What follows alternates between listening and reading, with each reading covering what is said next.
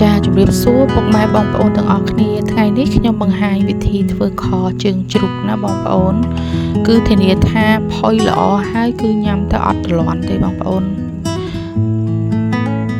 ថ្ងៃនេះខ្ញុំទិញជើងជ្រូកចំនួន2គីឡូបងប្អូនទាំងអស់គ្នាយើងដាំទឹកឲ្យពុះមកយកជើងជ្រូកយើង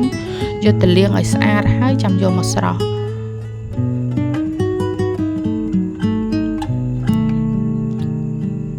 ចាបន្ទាប់ពីយើងស្រោះហើយយើងស្រង់មកលាងទឹកម្សាទៀតណាបងប្អូន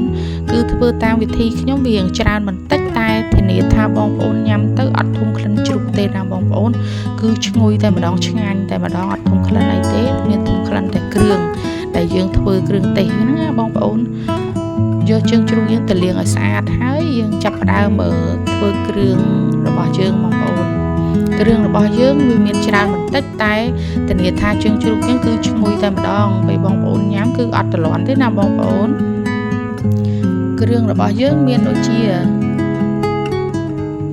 ជីវ៉ាន់ស៊ុយស្លឹកក្រូចរកុលរំដេងខ្ញីពុយកាក់ឈើអែមរួចហើយយើងចាប់ផ្ដើមដាក់ខ្លាញ់យើងចូលមកណាបងប្អូនរួចហើយយើងចាប់ផ្ដើមបំពងខ្ទឹមយើងខ្ទឹមចូលមកបំពងឲ្យឈ្ងុយណាបងប្អូនឲ្យខ្ទឹមយើងក្រហមល្អហើយយើងចាប់ផ្ដើមដាក់ទឹកត្រីបន្តិចគឺកាន់តែឈ្ងុយធ្វើឲ្យខ្ទឹមយើងកាន់តែឈ្ងុយទៀតណាបងប្អូន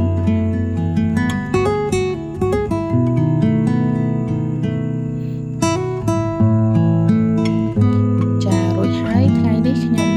អត់មានស្ករក្រហមខ្ញុំប្រើស្ករសក៏បងប្អូនអាចប្រើបានដែរបងប្អូន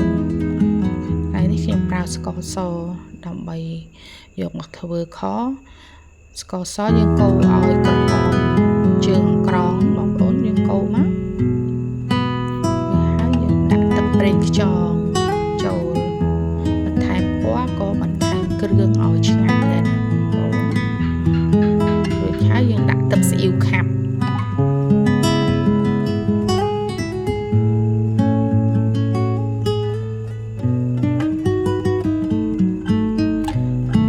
គ្រឿងយើងសព្វល្អហើយចាំយើងដាក់ស្លឹកក្រូចគល់រំដេងខ្ញីគល់ជីវ៉ាន់ស៊ុយ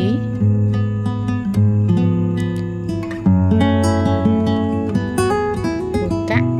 ឈើអែមគល់ខ្ទឹមយើងរួចហើយយើងចាប់ផ្ដើមកូរឲ្យគ្រឿងយើងកាន់តែឈ្ងុយបងប្អូនចារួចហើយយើងដាក់អំបិលបន្តិច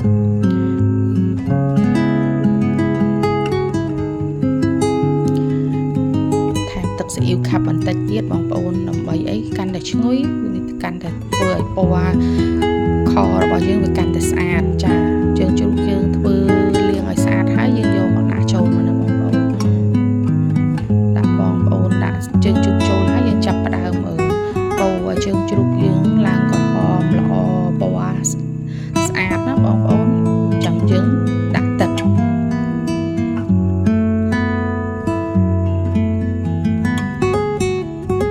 េះខ្ញុំដាក់ទឹកចូលហើយ